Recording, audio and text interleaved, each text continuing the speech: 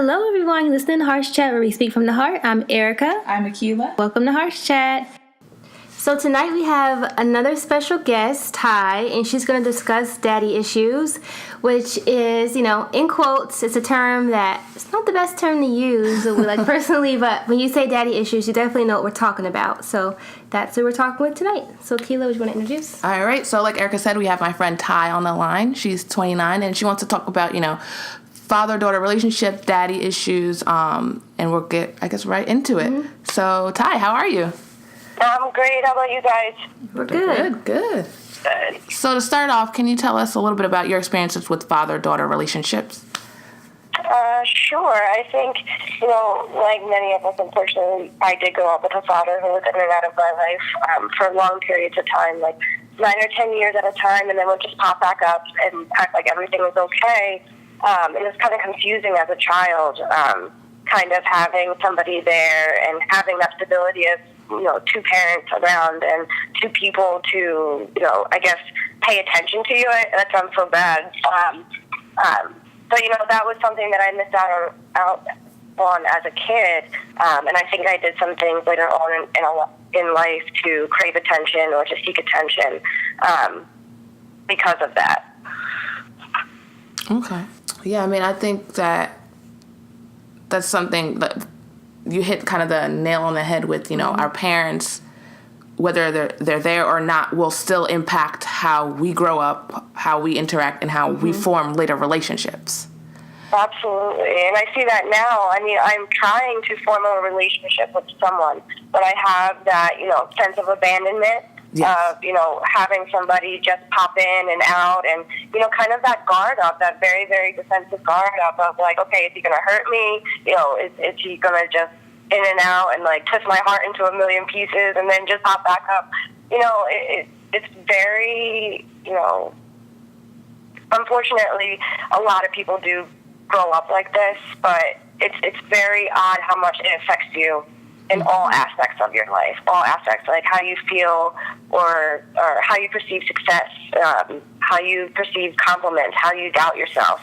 I think it's all tied to how we're treated as kids by our parents. And unfortunately, if you don't have two, and I definitely believe it takes two to, raise a family properly, not properly, but like to have that stability and have that nuclear unit, you do lack some of those things, those characteristics.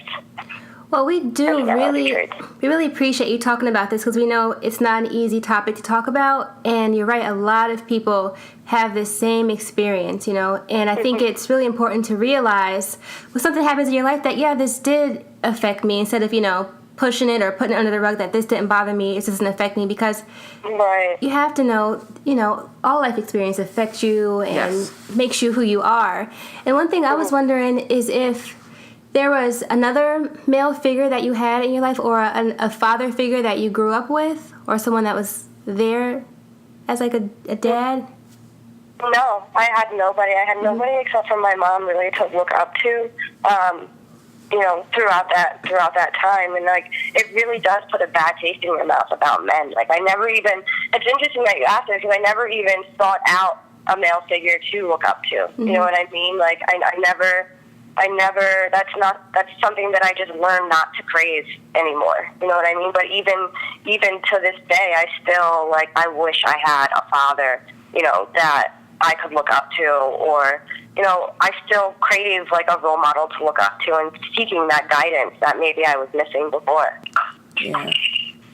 I see it a lot, and unfortunately, I see it in my brothers, too, how they missed out on not having a father, just like how they deal in their relationships with women, how they talk to their women, how they, what their idea of, having a household is and maintaining a household, and, respecting other women, not even so much their lives, but just respecting other women. It really does, it creeps up, later in life, and you're like, man, this all ties back to, I don't want to say, I'm not blaming him for anything, but I think that, unfortunately, some of my anger issues come from unresolved issues with my father. No, I can agree with that.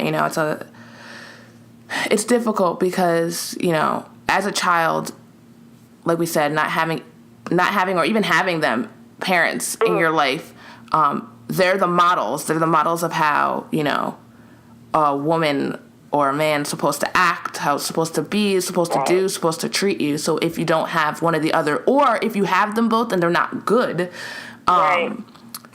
your expectations of what relationships are supposed to be like and how you're supposed to interact with women, men, anybody, is going to be different. And however, you know, it can change. Like there's hope that even if you do grow up in, you know, that sort of situation, that you can learn or relearn how to interact and be in a relationship. You know, I often go back and forth between that because I think about, you know, if you grow up in a single parent home, whether it's a mom or dad, you can grow up without, you know, these issues. But I do think that men and women are very different, and you get different things that you would get from a dad or you would get, you know, from a mom. And it really does affect you in some way. It might not be outright like I have daddy issues, but, you know, it really impacts you. Right. And I think, you know, like I didn't have a dad around, I also had a mother who, like, wouldn't say very favorable things about him, and rightly so. Like, he basically, he was not a good father, and he was not a good husband, and I saw that growing up. So, you know, part of me, you know, feels that, you know, all of the stuff that she talked about him, I'm, like, embodying it, and I soaked it up. Like, I don't really, honestly, quite frankly, I don't really know this man. You know what I mean? Like, he's been so in and out of my life that I haven't really taken the time to really get to know him, but I hear these things, and I saw these things as a child, and I still hear my mom talk about him. So, like, the perception that I have of him is not good. And I think that I carry that with me, especially in relationships. Like I said before, I'm trying to build a relationship with someone else, but all of these things, this guard is holding me back in the way that I perceive men, because honestly, I haven't perceived men in a very positive light from being around my mother so much, you know, but I could. Maybe it's just that I've never taken the time. And that is so hard, and that's something. What? Yeah, that is, because so hard. It's tough when you have a parent who's bashing or saying like negative things about somebody who that person's a part of you, you know. Right. So then you start to reflect that upon yourself, and then outside of just relationships with other people, you have that, you know, relationship with yourself. Maybe you don't feel good about yourself because you're like, well, this person's half of me. Am I that? Am I bad? Right. Or something wrong with me? That's really hard. Because I always say in order to love other people, you have to love yourself too. Yes. And that plays a huge role. Exactly. Thanks for understanding, guys. Oh, yeah. It's not easy. It isn't it's easy. Not at all. But I think it's very admirable for you to come on here and talk about it, and just to hear you say that you realize these things about yourself in your life and your relationships. Like, a lot of people, you know, they don't, and they just go through life like, oh, it's everybody else. It's like, I'm not bringing anything. We all bring something to relationships. Yes. Right. Yes. And, you know, that's really the first step. Like we always say, you know, we have to be self-aware and how our lives or experiences have impacted how we interact with other people. So you are far ahead of most people in terms of things like this. Did you guys have any advice for me? Like, is there anything you think I should do, or maybe not seek, but like maybe reconsider, or I don't know. Well, I guess considering our professions, both. I think I can speak for everybody when I say therapy is definitely a good step, so that you can talk through, you know, some of what you're feeling and come to a better realization. Maybe it's grieving the loss of the relationship that you never got to have with your dad. Yes. And those type of things, because you know, if you don't have that relationship, he's not around to say, I'm sorry, or, you know, you don't know what was going on for him, or like, you know, what his life's about. You can only work on you and grieve the loss of the relationship that you never had. And it can also probably help with current or future relationships that you want to pursue, you know, more intimately. Right. And maybe your mom. I completely agree. Keep going. Oh, and I was thinking maybe even your mom could be a part of it too. Right. I think you're absolutely right, and I think the biggest thing that I struggle with is balancing. Okay, how do I? Because it's not. I know that I love my father, I love my parents, and I love this man who, like I told you before, I barely even know. Mm-hmm. I think grieving the loss. I think I need something more final, and unfortunately, I'm not going to get that. Yeah. You know what I mean? Because he's going to keep popping up, and I'm going to have to keep acting like this is, okay. And unfortunately, I've had this conversation with him before. Mm-hmm.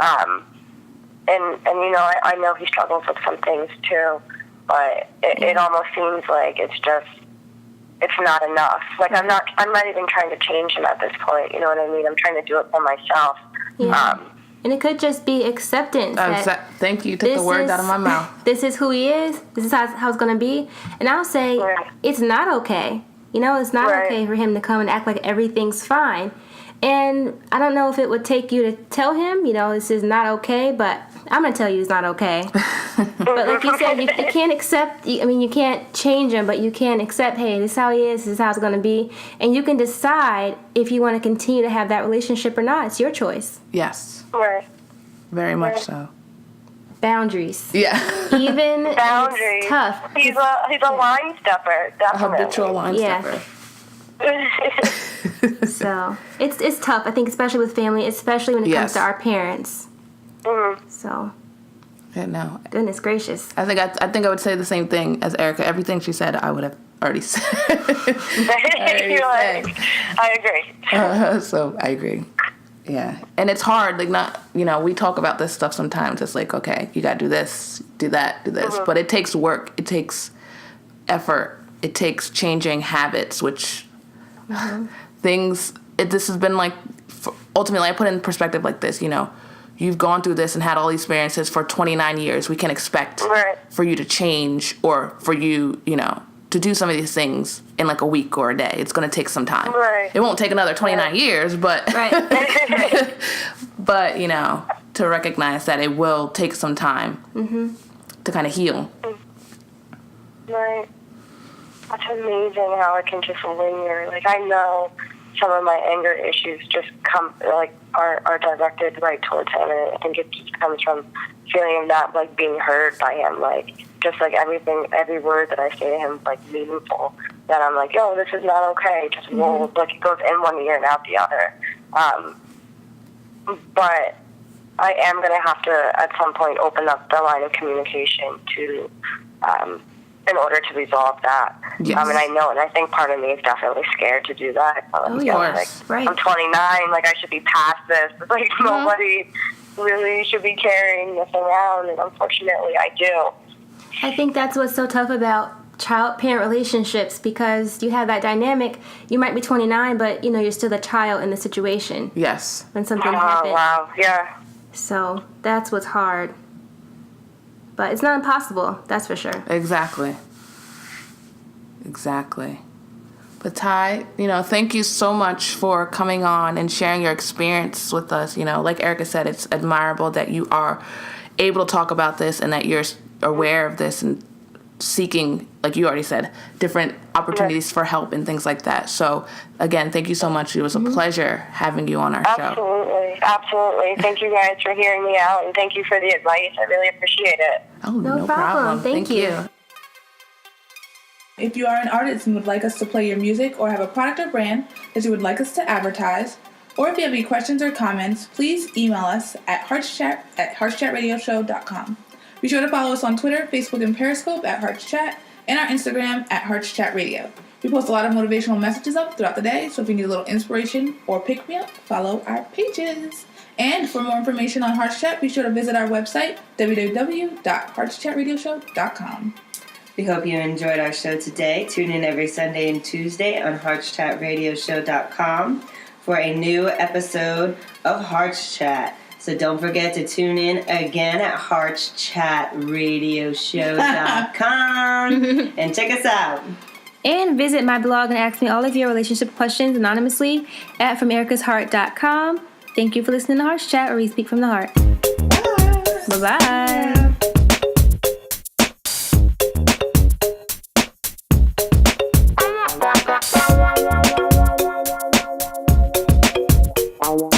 Bye.